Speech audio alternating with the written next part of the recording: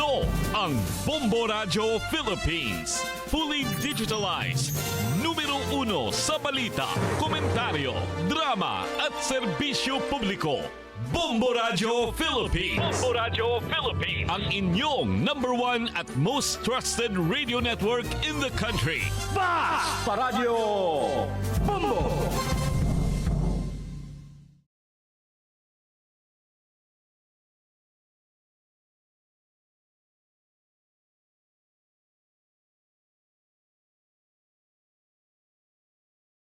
Amy Marcos nanawagan og investigasyon sa Senado kabahin sa pagkadakop kang FP-RRD. Sa balitang lokal, araw ng Davao ug Solidarity Walk nagmalinawon ay kanasigon sa DCPO. Samtang sa balitang nasyonal, kasong kriminal batok kang Pangulong Ferdinand Marcos Jr.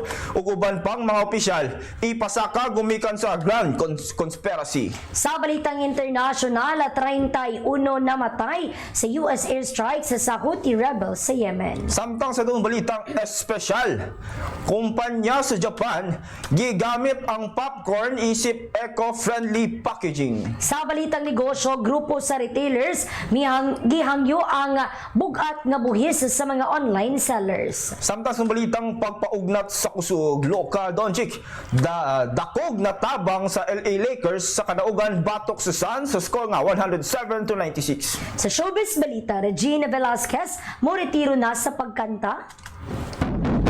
Oras sa Bombo Radio, 54 minutos na ang milabay sa alas 4 sa hapon.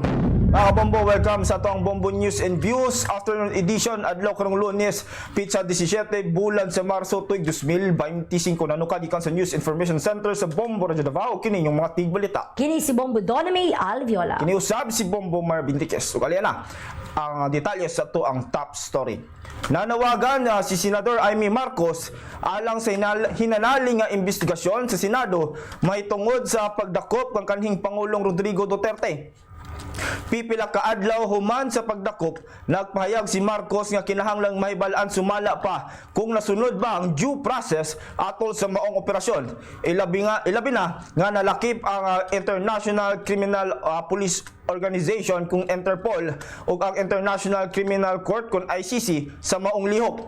Gipadayag sa nisgutan nga sa umaabot nga public hearing iya nga pag-imbitaron ang mga nag-unang opisyal nga sa maong ahensya susama sa Philippine National Police kung PNP, Office for Transportation Security kung ang Department of Transportation kung OTS DOTR ug ang Department of Justice.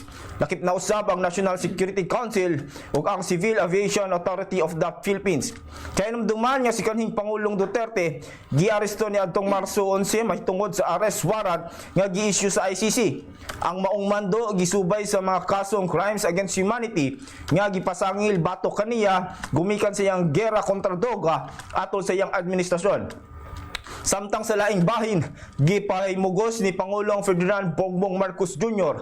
nga kini dili usa ka porma sa political persecution. Sumala pa sa Pangulo nga ang gobyerno mituman lamang sa ilang obligasyon sa Interpol.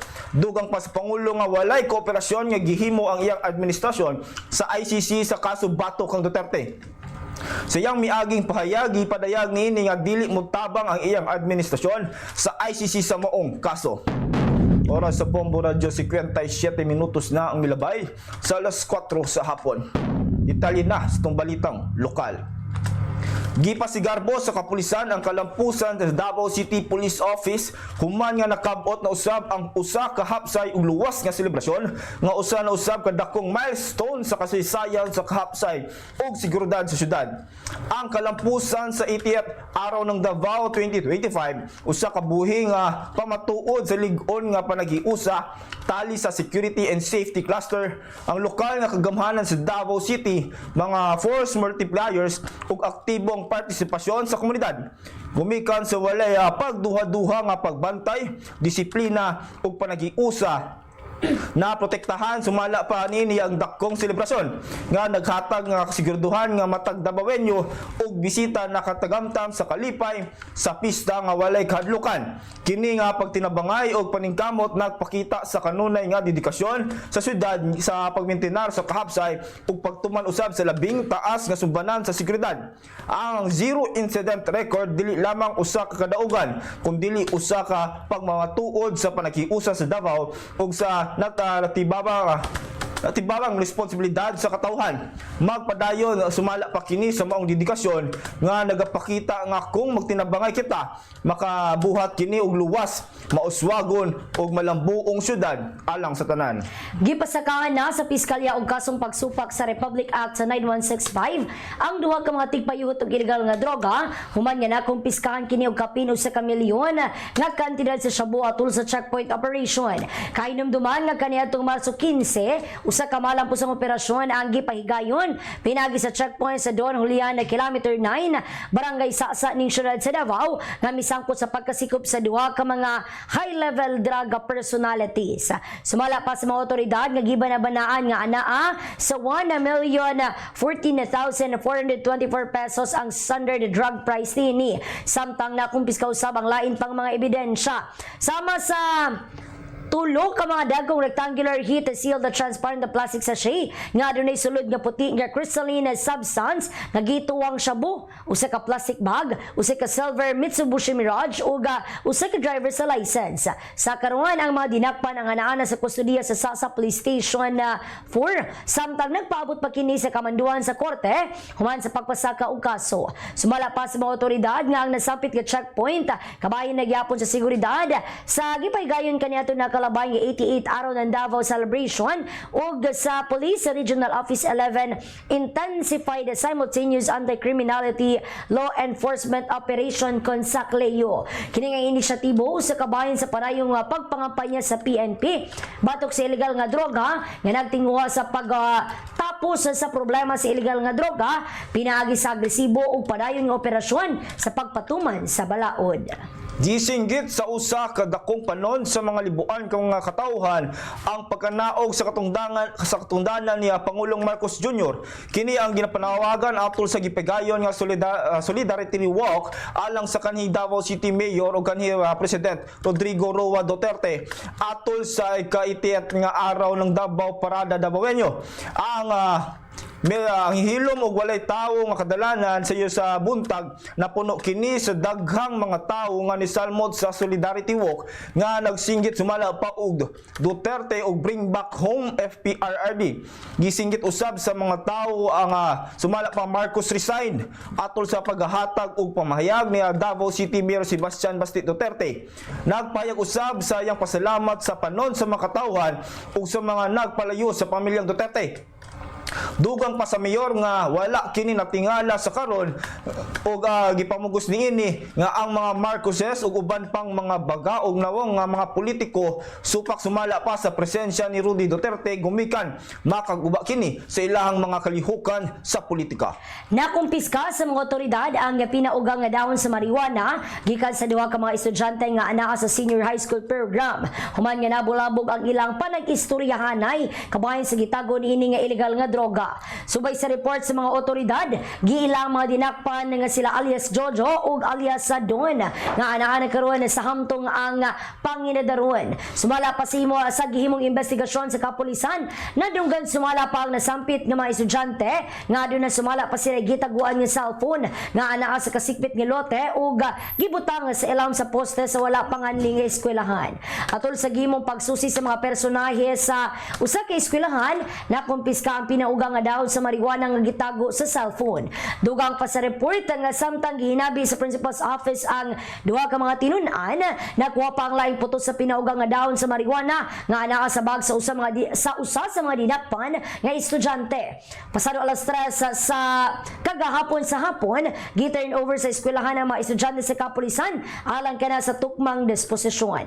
Nasera nga mukabat sa kapin 10,000 pesos ang kantidad sa marijuana nga nakumpiska sa mga batan-on.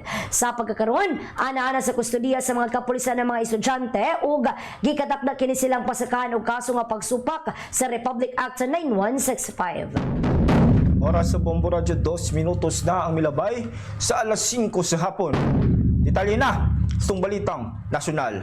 Mamahimong musangpot sa seryosong kasong kriminal. Batok ang Pangulong Ferdinand Marcos Jr., ang National Security Advisor Eduardo Anyo, ang Defense Secretary Gilbert Teodoro o ang DILG Secretary Junvic Rimulya kung mapamatud-an.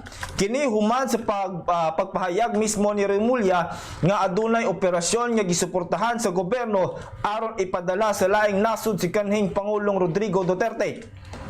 Sumala pa ni Attorney Raul Lambino, kini usa ka grand conspiracy o dako nga panagkonsabo diin ang pahayag ni Rimulya nagpamatuod nga adunay panagsabot sumala pa sa likod sa usa ka kriminal nga lihok nga mamahimong itandi sa kidnapping nga usa ka seryosong kaso nga adunay bugat nga silot ilawom sa balaod sa Pilipinas. Dugang paniini ang pamahayag ni Rimulya nagbungkag sa una na nga pagdumili ni Marcos Jr. bahin sa maong isyu nga nagpamatuod nga dugay na kining giplano nga pagdagit kang Duterte. Busa gihatagan o gibugaton ni Lambino nga ang mga pulong ni Rimulya mahimong gamiton isip ebidensya sa korte aron formal nga kasuhan niini si Marcos, Anyo, Teodoro ug Rimulya. Nagatuo ang Department of Agriculture kon DA nga epektibo ang pagpahamtang sa maximum suggested retail price kon MSRP sa bugas aron mapadayon ang pagpakunod sa presyo sa imported nga bugas sa merkado. Sumala pa sa Department of Agriculture gikan sa 64 pesos patag kilo nga presyo sa imported rice bago ang MSRP karon na lamang kini sa 49 pesos patag kilo subay sa MSRP nga nagsugod kaniadtong Marso 1. Matod pa ni Agriculture Secretary Francisco P. Laurel Jr., posible pang muubos ang MSRP sa dili pang matapos ang Marso kung magpadayon ang pagkunod sa presyo sa bugas sa tibuok kalibutan o magpabiling ligon ang kantidad sa piso batok sa dolyar. Sa pagkakaroon, nanaog na usab ang landed cost sa imported rice gikan sa Vietnam ngadto sa dulaan na $490 matag metriko tonelada. Gisiguro usab ni Secretary Chu Laurel Jr. sa publiko nga ang pagkunod sa presyo sa bugas ug taripa ang dili makasulbad sa 30 billion pesos nga pondo alang sa Rice Competitiveness Enhancement Fund kon RCEF nga nagasuporta sa mga lokal nga mag-uuma sa palay ilawom kana sa Rice Certification Law. Mutabang ang Philippine National Police kung PNP sa pag-usab sa International Criminal Police Organization kung Interpol kung aduna may mga warrant of arrest nga gipagawas batok sa uban ng mga akusado sa investigasyon sa International Criminal Court kung ICC sa gera sa administrasyong Duterte batok sa droga. Sa pagkaroon ng PNP wala pa'y bisan unsang kasayuran nga ang nahisgutan sa posible nga dugang nga mga warrant of arrest. Kaya numduman nga si kanhi nga Pangulong Rodrigo Duterte giakusahan nga nakahimog krimen batok sa katawhan kalabot sa iyang kampanya batok sa illegal nga droga. Gidakop sa airport sa iyang pagbalik gikan sa Hong Kong kaniadtong Marso 11 pinaagi kini sa warrant of arrest nga gi-issue sa ICC. Ang warrant na dawat sa Interpol Manila o gipatumal kini sa PNP. Ang kaning leader miabot sa The Hague, Netherlands kaniadtong Marso 12 ug gitugyan ngadto sa ICC Detention Center sa Scheveningen.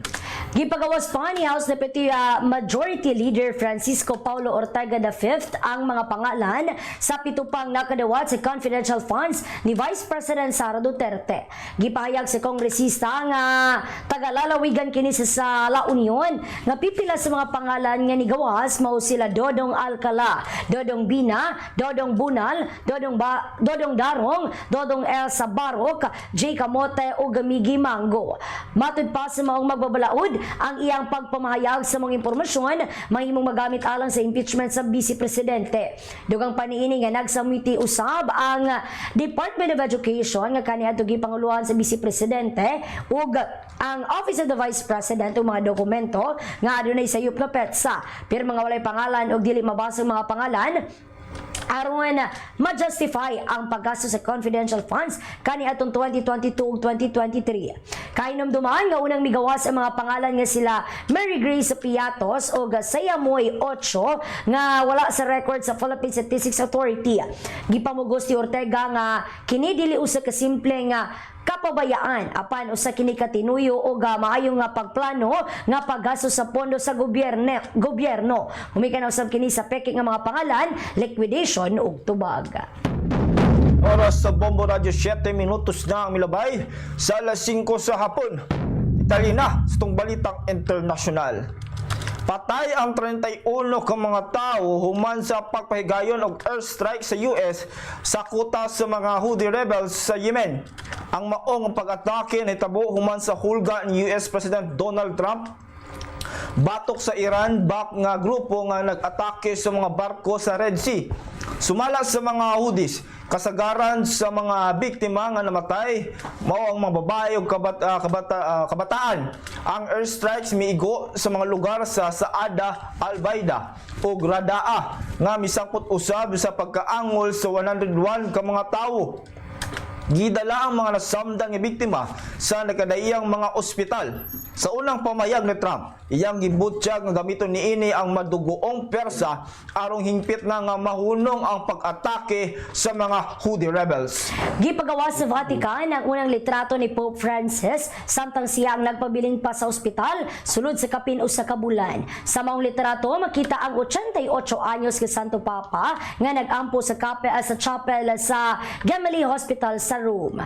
Makita usab nga nagsuot siya og stole ang sapot nga kasagaran gisulob sa mga pari panahon sa misa. Dugang pa sa Vatican, kini ang unang gigayungan ang nahimo nga konselebrador o namuno sa misa ang Santo Papa sa chapel. Nagpadayon ng iyang pagtambal og mga therapy ug wala pa matinok kung kanus siya tugutan sa mga doktor nga makabalik sa Vatican. Kahinomduman nga gidala sa ospital ang Santo Papa kaniadtong Pebrero 14 tungod sa pneumonia. Kini na ang labing taas ining pagpabilin sa ospital sukad pa siyang paglingkod sa pwesto 12 ka tuig na ang milabay. Sa mensahe nga iyang gipadala atol sa sinima na nga Angelus Prayer, nagpasalamat siya sa tanang nag-ampo alang sa iyang pag-ayo. Pipila ka mga kabatanunan ang nagtapok atubangan sa ospital ug nag-ampo sa Angelus. Diin ang uban kanila nagdala og bulak og balloon. Gipahayag usab sa mga doktor nga ilang gikunuran ang paggamit sa non-invasive mechanical ventilation tungod kay miayo na ang iyang pagginhawa. Oras sa Bombo Radio 10 minutos na ang milabay sa alas 5 sa hapon. Detalye na sa balitang espesyal. Nakauna-huna ang usa ka kumpanya sa Japan ug talagsaon nga paagi sa paggamit sa popcorn isip alternatibo sa tradisyonal nga packaging materials susama sa bubble wrap, styrofoam ug karton. Ang Azeke Foods usa ka nailhan nga tighimo og popcorn og wholesaler sa chicheria nga nakahukom nga gamiton kini ang popcorn dili lamang isip pagkaon apan proteksyon na usab sa mga packaging. Nahuna-hunaan kini sa manager sa kumpanya nga siya Shihoku Wada human kini mitambong sa usa ka seminar diin gigamit sa usa ka laptop repair technician ang chicheria isip packaging filler. Aron malikayan ang kalibog, gibutang ang popcorn sa transparent nga plastic bag nga adunay label nga not edible. Apan adunay giukit nga pulong nga not aron ipakita nga mahimo kini kanon. Bisan pa nga mas mahal kini kung itandi sa kasagarang packaging filers, kini usa ka praktikal nga alternatibo gumikan walay masayang nga basura ug mahimo pa kining kanon. Samtang sa balitang negosyo, gipangayo sa Philippine Retailers Association ken PRA sa gobyerno nga pahamtangan og value added tax tung VAT ang mga produkto nga ginabaligya sa nagkadaiya nga online platforms. Sumala pa ni Philippine Retailers Association President Roberto Claudio daw alkansi ang mga negosyante nga adunay physical store kung itandi sa mga online stores. Gipamugos ini nga ang mga cross-border nga online sellers wala nagabayad og igong buhis. Gusto nila nga usbon ang mando. Ilawom ka na sa Bureau of Internal Revenue Regulation 003-2005 nga gipagawas kani adtong Enero 16. Ilawom sa mga regulasyon ang pagpamaligya, supply ug pag-deliver sa mga physical goods gikan sa gawas sa nasod na dili na ipahamtangan sa VAT sa digital services. Bili sa piso batok sa langyaw nga salapi. US dollar 57 pesos and 3 centavos. Hong Kong dollar 7 pesos and 36 centavos. Singaporean dollar 42 pesos and 92 centavos. Saudi Arabia rial 15 pesos and 26 centavos. Samtang sa tuang euro 60 pesos and 30 centavos. Oras sa Bombo Radio, 12 minutos na ang milabay sa alas 5 sa hapon. Detalye na sa itong pagpaugnat sa kusog. Nagpakitang gila si Luka Doncic, pinaagi sa pag-score og 33 puntos aron tabangan ang Lakers nga maputol ang ilang upat ka sa gunson nga kapildihan. Pinaagi nini sa pagpildi sa Suns sa score nga 107-96. Nga mao kadaugan sa bag-o lamang nahuman nga dula kagabong adlaw. Si Austin Reeves adunay 28 puntos ug adunay 6 ka assist, samtang si Jackson Hayes mitali usab og 19 puntos ug 6 ka rebounds. Si Gabe Vincent miadto sa 3-5 gikan sa luyo sa arko ug mitapos nga adunay 9 ka puntos. Si Dorian Finney-Smith nakahimo og pipila ka dagkong mga dula nga ulahi aron mahuman uban ang pulo ka puntos. Ang usa ka paspas nga pagsugod sa Los Angeles nakakita kanila nga nag-una sa 7, samtang ang Phoenix naglisod sa paghimo og mga pagsulod sa mga score. Samtang si Kevin Durant nangulo sa Suns sa iyang paghipos og 21 puntos. Sa showbiz balita, be ready for the inevitable. Mao kini karon ang giatubang ni Regine Velasquez sa iyang kinabuhi. Ang nagipasabot sa 54 anyos ka singer nga kaandam mao ang panahon nga kinahanglan na siyang magretiro. Ang iyang bana nga si Ogie Alcacid 57 ang nagkaingon nga naghisgot sumala pa kini og pag-retire. Matud pa sa Asia sa Songbird, magustuhan naman niya o dili moabot ra gihapon ang panahon. Kung dili na siya aktibo sa pagkanta, sumala pa niya, all I wanna do is to travel. Kainamduman nga nakuha na ni Regine ang iyang kaandam sa pagtalikod sa professional nga pagkanta. Sumala pa niini nga mas gusto na niya nga mahimong magtutudlo sa mga batanon nga talento. Oras sa Bombo Radio, 14 minutos na ang milabay sa alas 5 sa hapon.